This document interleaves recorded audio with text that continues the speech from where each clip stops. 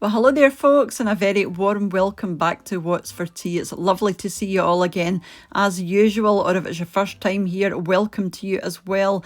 And I hope that I find you all very well indeed. And thanks for coming back for Archive Tuesday, where we look at one of my older recipes. I like to revisit these older recipes because I forget that I've done these. You know, I get asked to do recipes all the time, and it turns out I've done them. So it's nice for folk that might not have seen them the first time around. And this is one of my favourites that I've ever done. I've been on here for about 8 years doing these recipes, and this one still stays in my mind as one of the absolute best. So as usual, I'm going to show you how I put it together and all of the ingredients you will find underneath the video, but I'll also put them on the screen as we go. And it's a classic minced beef pie. It's just wonderful, perfect with mashed potato or even on its own, you know, as a quick lunch. And it keeps really well in the fridge as well, and you will get probably about 6 really good portions. Let's go and see.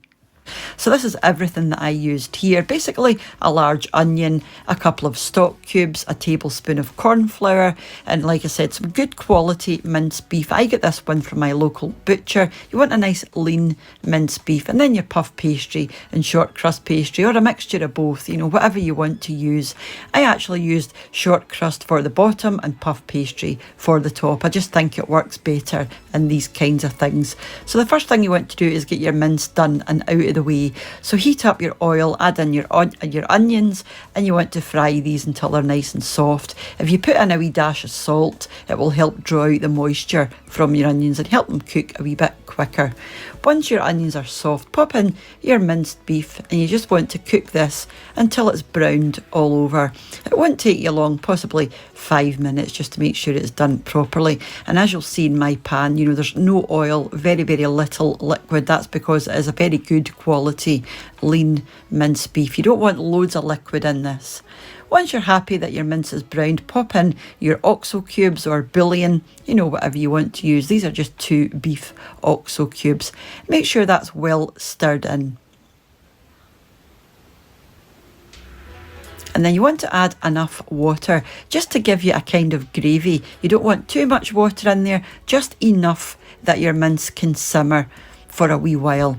And to that we're going to add some corn flour and also a wee tablespoon of water to bring that to a paste.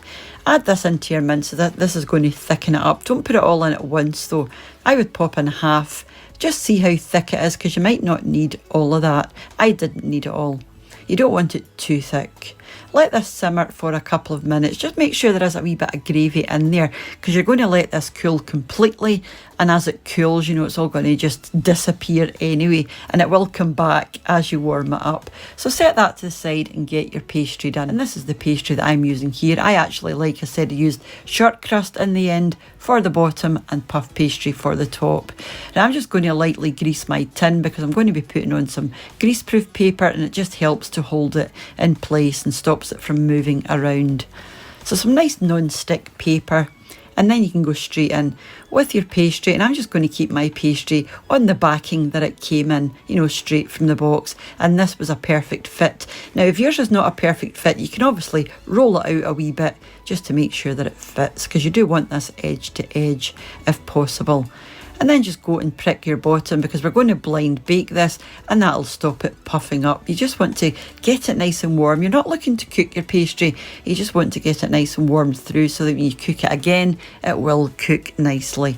Weight down your paper with some baking beans or rice or pasta, whatever you've got, just to, you know, keep that pastry down. Whack it into the oven for between 20 and 25 minutes. Just before it comes out of the oven, loosen up your minced beef. This should be cold by now, and as you can see, it does look very dry, but like I said, as it warms again in the oven, it will, you know, produce the gravy that's in there again.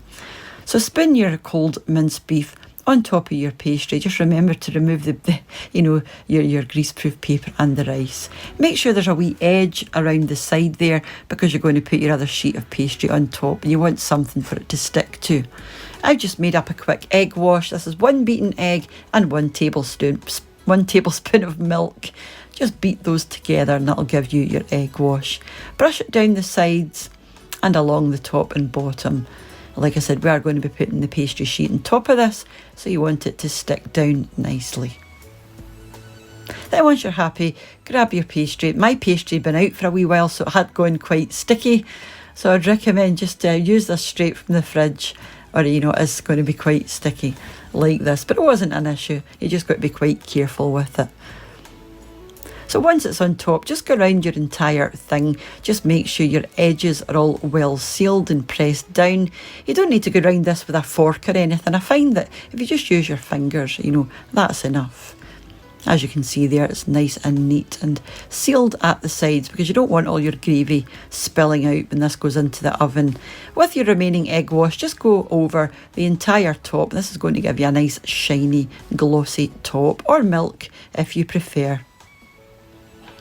So that's it done. I mean, how easy was that? So back into your oven for between 30 and 35 minutes. Just keep an eye on it, and when it looks like something like this, then it's done. And I think that is a thing of beauty.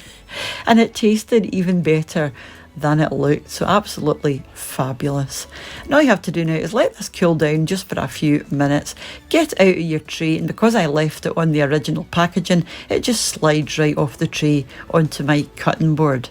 And I'm just going to cut this directly on the paper, and like I said, you will get 6 really generous portions from this. And this just takes me straight back to my school days, because this is exactly the kind of thing I'd have got from primary school.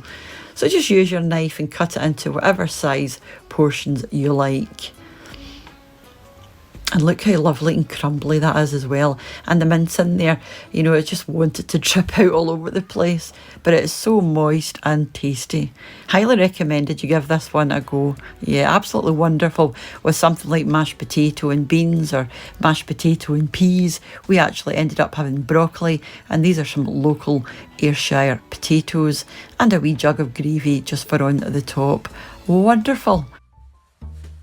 So do let me know what you thought of that one. That one was from about 4 years ago, and where does the time go? Like I said, I forget that I've done these, so it's really nice for me as well to have a wee look and remember. So yeah, thank you so much for watching, and as usual, a huge thank you to the supporters of the channel over on my Patreon page, and to the channel members here on YouTube as well. For you all for watching and leaving your lovely comments, and for those that have bought me a coffee using the Buy Me a Coffee link, and for those that share the videos as well, and for those that have left me a super thanks. It's all very much appreciated, and I will catch up with you during the week for another wee recipe or 4 back here on What's for Tea. But until I see you again, have a wonderful rest of your day and week. Take care, and bye for now. Bye now.